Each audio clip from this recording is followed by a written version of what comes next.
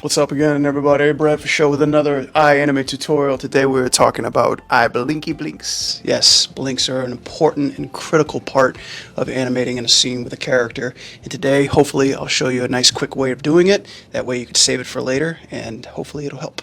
So we have our Marsha rig here that you can get at iAnimate. And before I like to do anything, I like to just solo out the controls and the geometry that I'm working in. Trust me, it's hard on your eyes. So by doing this, it'll help your eyes. So keeping that default open, I'm going to go to a seal pose. And when making the seal, I like to use the shapers that are around the rig itself, not just the upper and bottom lids. This is probably the only time I'll use the shapers and make a nice pose on Marsha's eyes.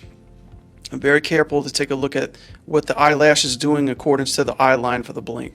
Now normally, when our eyes roll down as we blink, I might use the FK control to roll down, but wanting to keep it simple for this tutorial, I like to just use the upper and lower lids. So after the seal, our eyelids will dip down just a little bit as the eyes are blinking and rolling. So I sometimes see students just doing a quick blink, right? Just a 3-frame snap blink, or sometimes a blink where the seal's in the middle and opens back up. None of that. It looks very robotic, very mechanical, right? We want it to feel alive and fluid and organic. The eyelids are pushing the seal down as it's rolling for your eye blink.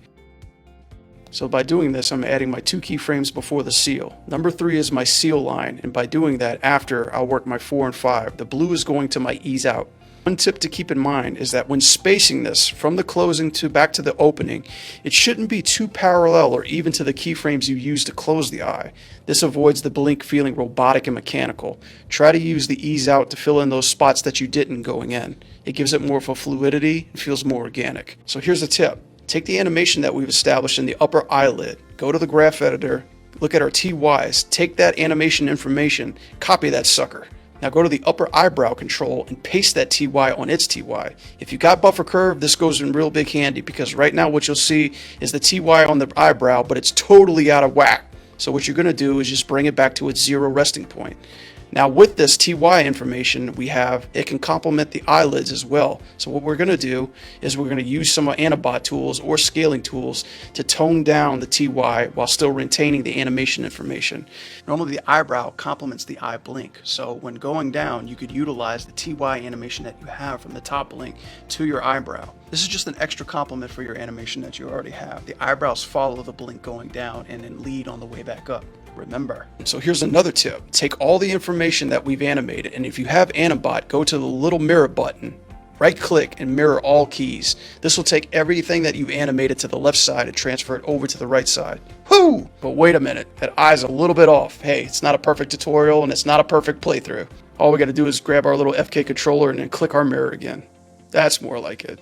Cool, here's another tip. Grab all the keys that we've animated, expand your timeline, copy paste wherever the eye blinks need to be secured. If your director or your supervisor or your instructor needs a couple more eye blinks, you have that animation secured in your timeline. And with that, you can copy and paste on top of your animation that you already have. Throughout your animation, when your character is turning or eye darting or making decisions, you can paste your eye blinks accordingly. Make sure to try to save this in a library or in an animation clip if you're savvy with that. So eye blinks are essential. It promotes eye direction, promotes thought process, promotes decision making. Blinks are an important part of your acting process, so treat them with respect, especially blinking too much. It could be heightened emotion, it could be stress, it could be a defense mechanism, it could be frustration, decision-making, confusion, a defense mechanism. It can also promote lying. I mean, would I lie to you? What?